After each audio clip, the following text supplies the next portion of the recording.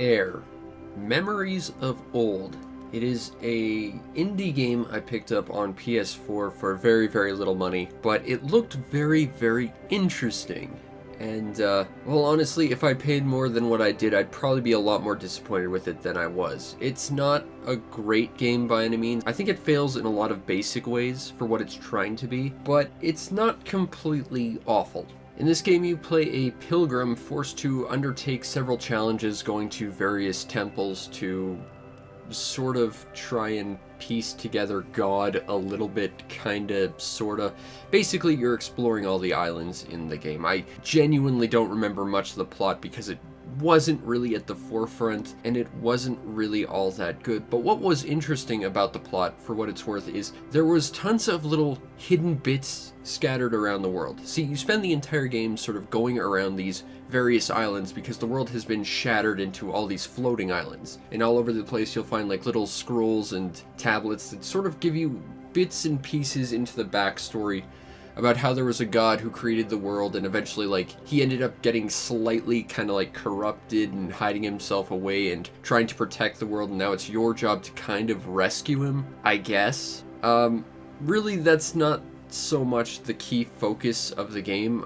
Skip ahead a whole minute because I'm totally going to spoil the ending because it was a huge disappointment, but there's kind of a weird tonal shift at the end. Once you get to right where you find said god or whatever, they kind of make it into like this giant, you're going to confront him and defeat him and then the world will be saved. Yeah, that's not what happens. Like, I assumed there was going to be some like puzzles that you have to solve and there'd be like some metaphorical nonsense to redeem this god or whatever. No, the god shows up completely in shadow in a cutscene, smashes you, gets repelled by some light, and then you win, I guess? It completely wrestles away control from you as a player and any sort of investment you may have had about this confrontation, which, again, this game is mostly a puzzle game, if that, so implying that there's going to be a confrontation and literally kind of dropping that on you at the end, not great, but then taking that away from you entirely is equally awful. And I get it, this is not a game about combat, but, you know, Flower was not a game about combat, but it still had like a metaphorical endgame boss fight type thing, and you know, that game was actually pretty good.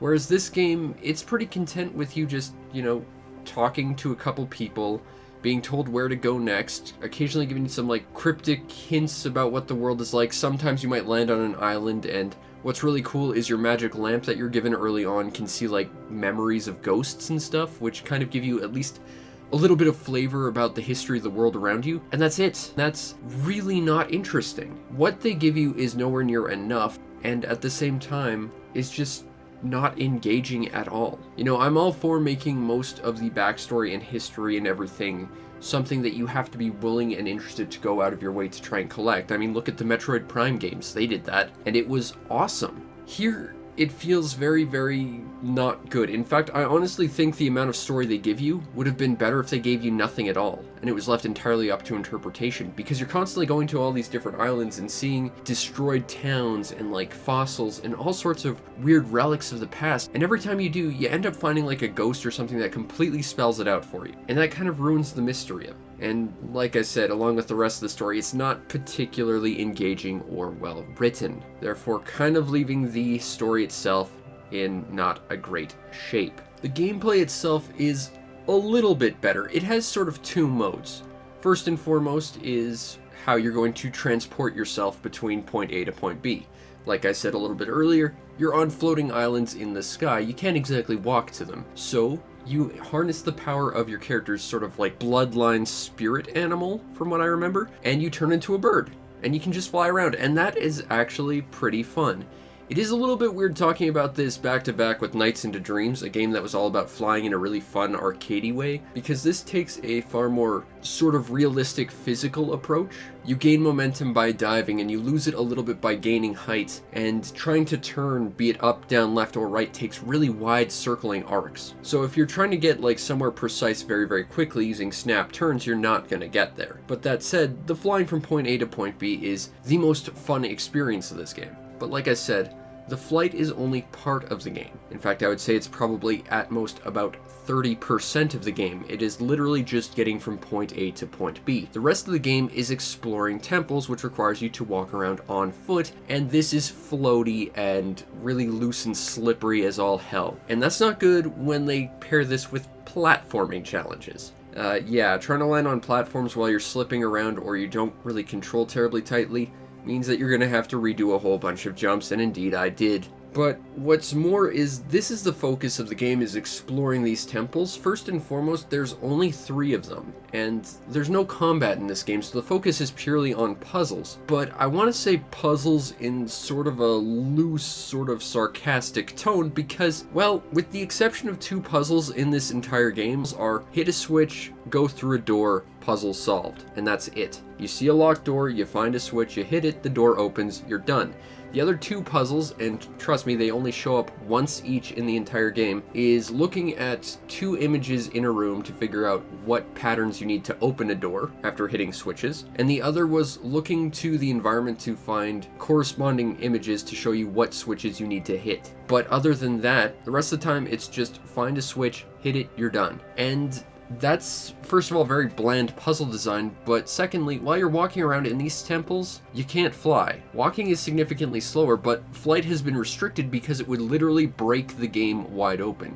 You would be able to fly over all the challenges this game sets out, so you can't fly, but you're stuck doing this really bad platforming, really slow, clumsy walking around. It just feels inefficient and sloppy and not utilizing what this game has best, which is really its flight mechanics. And saying that out loud, I hope you're realizing that when I say that means that's what this game does best, that's not saying too much about what this game does well, because we're running real thin real quick. This game has all of 3 dungeons, and they're not paced terribly well either. There's a total of 3 temples in this game, and the first one is about the size of the other 2 combined. For whatever reason, the first one they throw at you is just significantly larger than the rest. And it's not like it's more complicated or has more complex thinking or anything. Honestly, nothing in this game gives you all that much complex thinking. Like I said, the puzzles are basically non-existent, but it's just weird that they have so few temples and yet one is just paced to be so much longer than the others. It's like they kind of ran out of ideas and just tried to front load the first one. Almost like they were kind of expecting you to kind of give up after the first one to not see the rest of the game through, and it being an indie game, I think the budget ran pretty short because this game is not very long. I 100% this game and it only took me like 3 hours. So if you're looking for a long game, it kind of fails on that front as well. So ultimately I'm left to ask, what in terms of gameplay does this game really do well? Because it certainly isn't the puzzles or dungeon design, it's not the pacing, it's not the platforming, it's certainly not the platform. The platforming's awful. All I can really say about what this game does well is something that's entirely optional and affects basically nothing. What this game does well is the wandering around and exploring all the islands. Flying around and just having a nice, relaxing time. You know, if you want a game that will absolutely relax you and give you some stuff to look at, this game will do that. And it will do that well. It'll overly explain in a very bland way what everything means, and like I said with the story, that's kind of a problem, but really it's the exploration that this game does best of all. And yet all the islands you can explore, with the exception of, again, those 3 dungeons,